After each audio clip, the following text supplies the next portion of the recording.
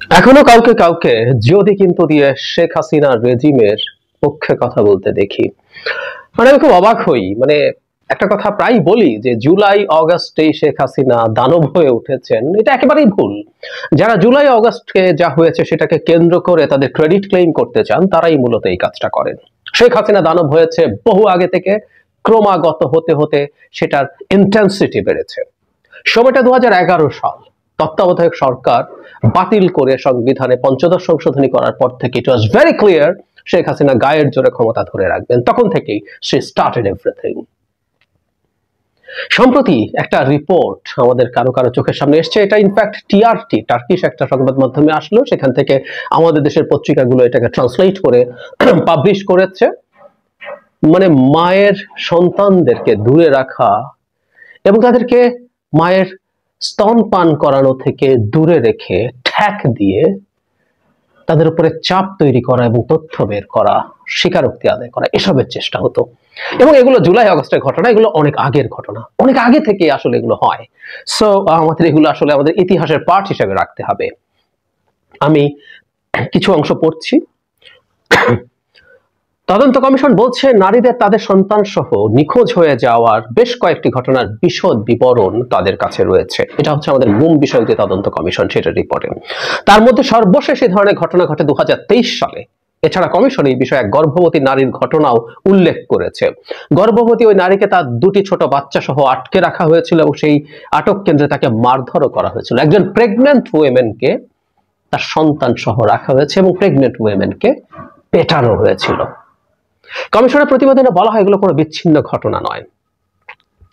Commission বলছে একজন প্রত্যক্ষদর্শী তদন্তকারীদের গোপন কারাগারে এমন একটি কক্ষ দেখিয়েছেন যেখানে তাকে শিশুকালে তার মায়ের সঙ্গে বন্দী করে রাখা হয়েছিল। আর এই আটক কেন্দ্রটি পরিচালনা করত আধাসামরিক বাহিনী, র্যাপিড অ্যাকশন ব্যাটালিয়ন। এই বাহিনীটাকে বিলুপ্ত করে দেওয়ার আলাপ ছিল, কিন্তু কেন যেন সেটা এখনো চাপা পড়ে গেছে। এটা আসলে উচিত আমরা মনে করি। অন্য একটি ঘটনায় এক দম্পতি এবং তাদের শিশুকে আটক করা হয়েছিল এবং জিজ্ঞাসাবাদের সময় বাবাকে চাপ দেওয়ার জন্য মানসিক নির্যাতনের অংশ হিসাবে শিশুটিকে মায়ের দুধ খাওয়ানো থেকে দূরে রাখা হয়েছিল। আমি এই জায়গাটা আবার পড়ি। এক দম্পতি এবং তাদের শিশুকে আটক করা হয়েছিল এবং জিজ্ঞাসাবাদের সময় বাবাকে চাপ দেওয়ার জন্য মানসিক নির্যাতনের অংশ হিসাবে শিশুটিকে মায়ের দুধ খাওয়ানো থেকে দূরে রাখা হয়েছিল। বিস্তারিত আর কিছু পড়ার দরকার নেই, যে কথাটা দিয়ে শুরু করেছিলাম। শেখ হাসিনা হত্যা করেছে, মানুষকে গুম করে রেখেছে, পিটিয়েছে, নির্যাতন করেছে, মামলা দিয়েছে এবং সন্তানকে মায়ের দুধ খেতে দেয়া হবে না এই ঠ্যাক দিয়ে বাবাকে চাপ তৈরি করা হয়েছে।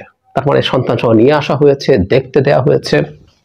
আমরা প্রায় মধ্যযুগীয় বর্বরতার কথা বলি না, সেই রকম একটা সময় এখানে নেমে এসেছিল শেখ হাসিনার সময়ে। আমরা মনে রাখবো এগুলো, এগুলো আমরা ডকুমেন্ট করব এবং অবশ্যই এগুলো সবগুলোর বিচার করতে হবে, মানবতা বিরোধী বিচার।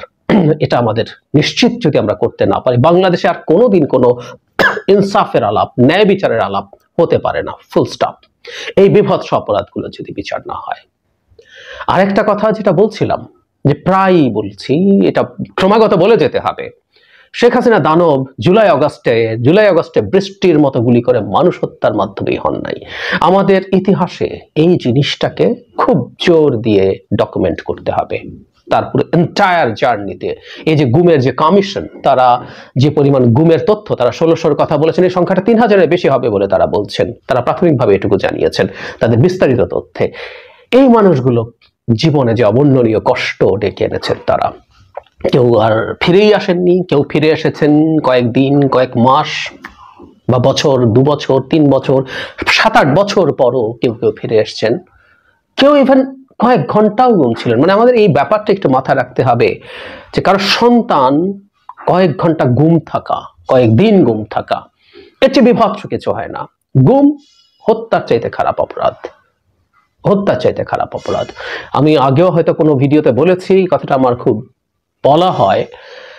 কোটা মুভমেন্ট 18 সালে যখন হচ্ছিল, তখন কোটা মুভমেন্টের সময় 3 জন স্টুডেন্টকে গ্রেফতার করা হয়েছিল তেজগাঁও এলাকা থেকে, আমি ভুল না করে থাকলে। তারা কয়েকদিন গুম ছিল। এরপর যখন তাদেরকে আদালতে প্রডিউস করা হয়, তাদের বাবা মায়ের মুখে আনন্দ দেখা গিয়েছিল। মানে একটা রাষ্ট্রকে কোন জায়গা নিয়ে গিয়েছিল অসভ্য দানব শেখ হাসিনা, যে অকারণে ভুলভাবে বিনা অপরাধে জেলে যাচ্ছে সন্তান, তারপরও বাবা মায়েরা খুশি হয়েছে, কারণ ওকে আমি পেলাম, ও গুম হয়ে যায় নাই। এই বাংলাদেশ তৈরি করেছিল শেখ হাসিনা। আর এই যে মায়ের সন্তানকে তার দুধ থেকে বঞ্চিত করার মাধ্যমে পিতার উপরে চাপ তৈরি করে জিজ্ঞাসাবাদ করে, জিজ্ঞাসাবাদ তো না আসলে, এগুলো চাপ দিয়ে এক ধরনের স্বীকারোক্তি আদায়ের চেষ্টা, এগুলো হয়েছে। ইয়াস, এতটাই অসভ্য বর্বর ছিলেন তিনি। সুতরাং সারা সময় আওয়ামী লীগের পক্ষে থেকে শেষ মুহূর্তেও যারা শেখ হাসিনার বিরুদ্ধে গেছেন তাদের একটু স্মরণ করা দরকার হোয়াট এক্স্যাক্টলি হ্যাপেন্ড। 11 সালের পর থেকে ধারাবাহিকভাবে বাংলাদেশে কি হয়েছে। শেষ মুহূর্তে শেখ হাসিনা দানব হয়েছেন তাই সরে এসেছি, আমরা ওয়েলকাম করি, কিন্তু সেটাই যথেষ্ট না।